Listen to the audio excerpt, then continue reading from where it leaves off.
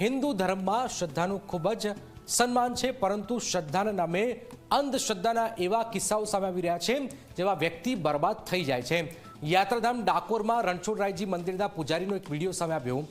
આ વિડીયોમાં પૂજારીએ એવું કંઈક બોલ્યા કે જેના કારણે તેમને માફી માંગવી પડી છે। આખરે શું થયું છે, શા માટે માફી માંગવામાં આવી છે, આવું જોઈએ, જાણીએ, સમજીએ।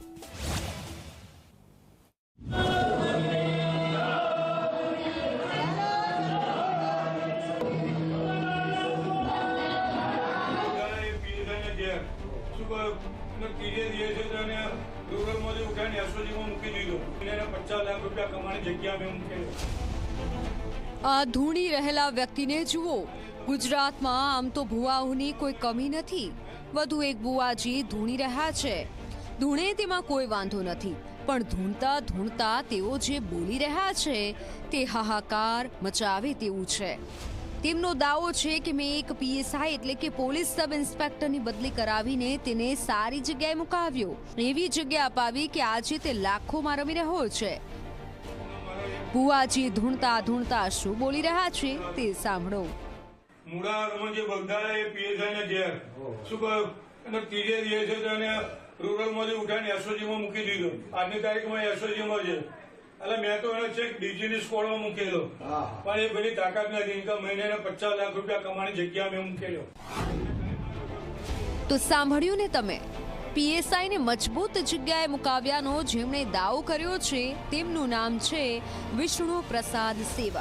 આ સેવકભાઈ ડાકોરના સુપ્રસિદ્ધ રણછોડરાયજી મંદિરમાં પૂજારી છે।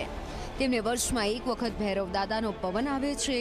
વિડીયો જૂનો હોવાનો દાવો કરી રહ્યા છે, અને આ વિડીયોમાં તેઓ અનેક લોકોના કામ કર્યા હોવાની પણ વાત કરી રહ્યા છે।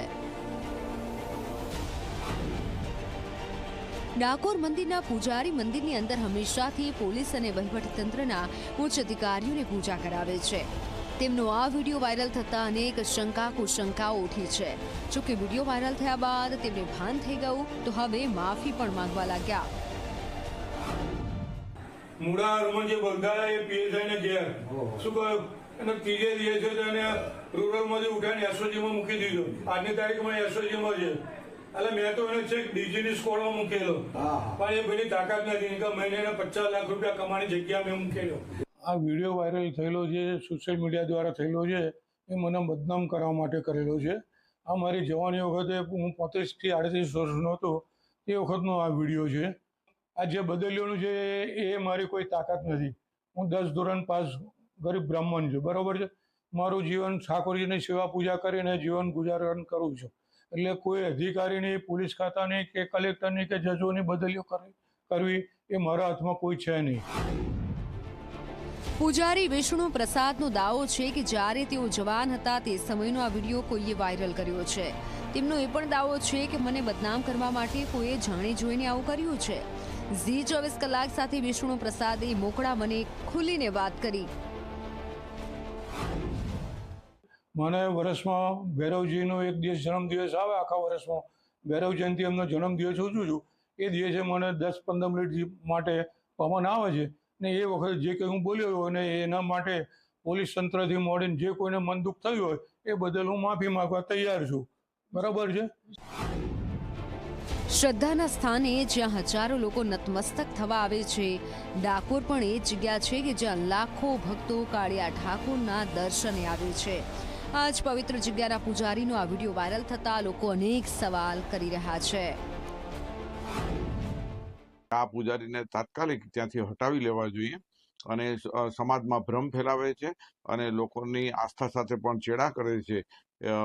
શિક્ષિત વર્ગના થઈ અને લોકોને ગુમરાહ કરે તે ચલાવી ન લેવાય। અને જો એવું જ બધું ધૂણતા અને વગ ધરાવતા હોય તો આપણી ભારતની અનેક સમસ્યાઓ છે, તો એ સમસ્યા ઉપર કેમ વગ ધરાવતા નથી?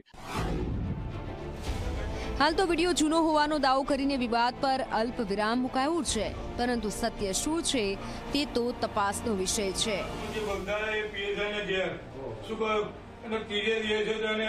રૂરલમાંથી ઉઠાઈને એસઓજીમાં મૂકી દીધો। આજની તારીખમાં એસઓજીમાં છે। નચિકેત મહેતા, ઝી મીડિયા, ડાકોર। પણ એ બધી તાકાત નથી। ઇન્કમ મહિને 50 લાખ રૂપિયા કમાણી જગ્યા મેં મૂકેલો। શું કહ્યું?